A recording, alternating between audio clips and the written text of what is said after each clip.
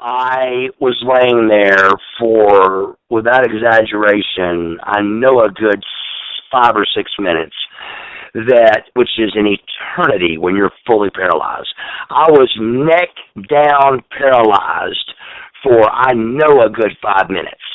And if you really watch that back and you look at it, if you walk up on a dead person that's laying on his stomach, which, how many times does that happen? Never, but just in case you ever do, and you roll the dead person over, his legs are going to cross. Or let's just say you walk up on a guy that's asleep, and he stays asleep or passed out on his stomach. If you turn him on his back, if you grab his shoulder and just roll him over, the human body is automatically going to accidentally cross your legs. Do you understand my analogy? Mm-hmm. Oh, yeah. So I was fully paralyzed, and how you know that is if you watch the match back, when they roll me over, my legs are crossed. Now, the reason they're uncrossed when the camera comes back is because that goofy-ass fucking Vincent tries to start pulling me out of the ring not knowing I'm hurt. And Norton's going, no, leave him alone, leave him alone. I'm trying to say, no, don't touch me. I can't raise my head up because I'm paralyzed. So the finish of the match that night was supposed to be Bulldog, Rick Steiner covers me. Vincent does something to distract somebody. Scotty slides in, hits Rick with a chair, rolls me on top. NWO wins 1-2-3. Well, Bulldog hits, I'm paralyzed, and as soon as Rick rolls me to I can meet eye to eye with him, I said, I'm paralyzed. And his eyes go big, like, what am I going to do?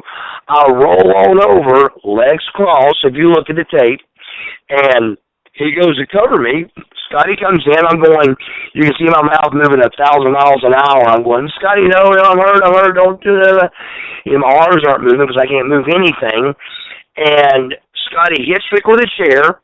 Rick just kind of throws himself off, and Scotty, instead of moving me, he's just going to lay my arm across Rick. 1, 2, 3, we win.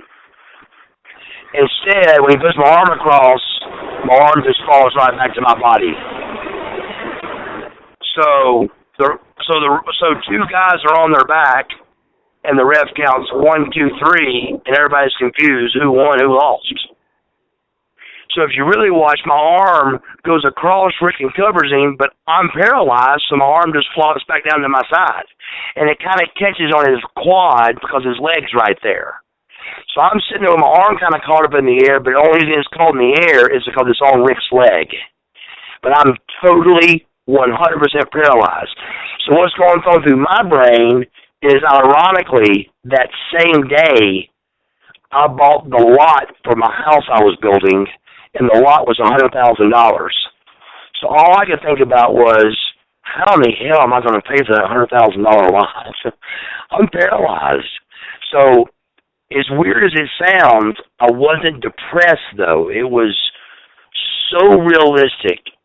It was so for real that I was paralyzed. That it wasn't like, let me figure this out, I can fix this problem. This was, listen, motherfucker, you're paralyzed, so let's just move on, and what are we going to do now? That was my mindset. I didn't even cry because it was so surreal. I mean, Scott Norton, if you watch it back, is crying like a baby. Lex Luger's got tears in his eyes. And everybody's really upset visually, and I'm not the least bit upset because I'm very biblical, and I really believe if I was paralyzed to this day, that would not have happened for a reason. Would I be very upset about it? Maybe a little bit mad about it? Absolutely. But I'm such a believer in God and faith and Jesus Christ dying on the cross for our sins that I really believe that everything happens for a reason, all the way to I've never asked God why. And up to that moment, I always prided myself in never asking God why. And that night, I wanted to say why so bad. So bad I wanted to look up. I'm facing the sky already on my back. And I want to go, God, why would you do this to me at the height of everything? Here's the best wrestling ever was, and Buff Bagwell's coming through the best time of his life is Buff Bagwell, and at the peak, and you get paralyzed in the middle of that kind of run? And I wanted to say, why bad, and I swear to God I didn't. I said, God, if this is your plan for me, I remember having this thought vividly. I said, God, if this is your plan, I don't understand. I'm extremely confused, but, hey, I'll go with it. I went in that 5 minutes from wanting to ask why bad to changing my whole thought process around and actually thinking, look, bro, you can do what Christopher Reeves does because he was still alive at that time. You can do what Christopher Reeves does. You can go talk to schools. I'd already gotten that positive from that negative of a feeling of being paralyzed to being that positive of going visiting schools in that 5 minutes. This seemed like it was an hour. And somewhere in that 5 minutes and somewhere in that thought process, the trainer, Danny was his name, Danny goes, your left hand's moving. And I said, what? And I couldn't raise my head up. I could turn my head. I looked down, and I saw my fingers were moving, but I didn't know it, but they were moving. And all of a sudden, when I looked at my hand, then it kind of felt like hot water kind of came up my left arm. And then my left leg, same thing. Right leg, same thing. And my right arm. And if you watch the video back really close, you can see where one time I feel my chest area, because my core was the last to come back. And I couldn't feel my chest when I could feel with my fingers. When I poked my chest, I couldn't feel it. And talk about weird. Here I am, I can move, I can feel my legs, I can feel my arms, but I can't feel my chest? What the hell's going on? Well, the whole time I'm getting strapped down, too, to the table. So I keep asking everybody, well, am I paralyzed? Am I paralyzed? Am I paralyzed? And when you have a neck injury, I didn't know this, but when you have a neck injury, nobody answers you. Nobody. Because they don't know, and they don't want to mislead you. So finally a guy, after the 20th time I asked, I said, somebody fucking talk to me, man. I said, am I paralyzed or fucking not?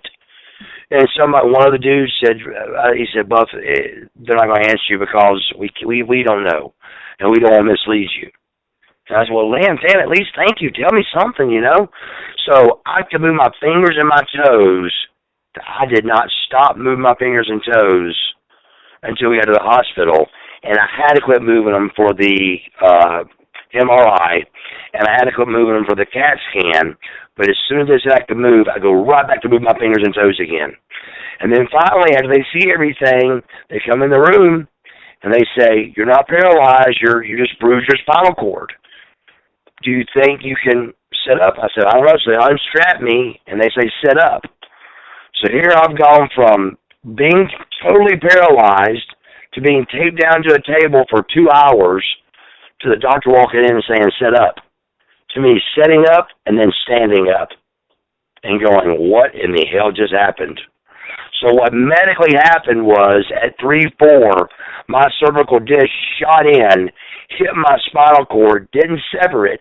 It bruised it. When it bruised it severely, it swole, and when swelling happens, that causes your limbs to go paralyzed because you can't feel them because the swelling has paralyzed your spinal cord temporarily. But you don't know it's temporary. You think you're paralyzed forever. So it was brutal, man. It was a crazy thought, and I didn't think I ever really would say this saying, but your life does pass before your eyes. It really does. Utterly amazing story, and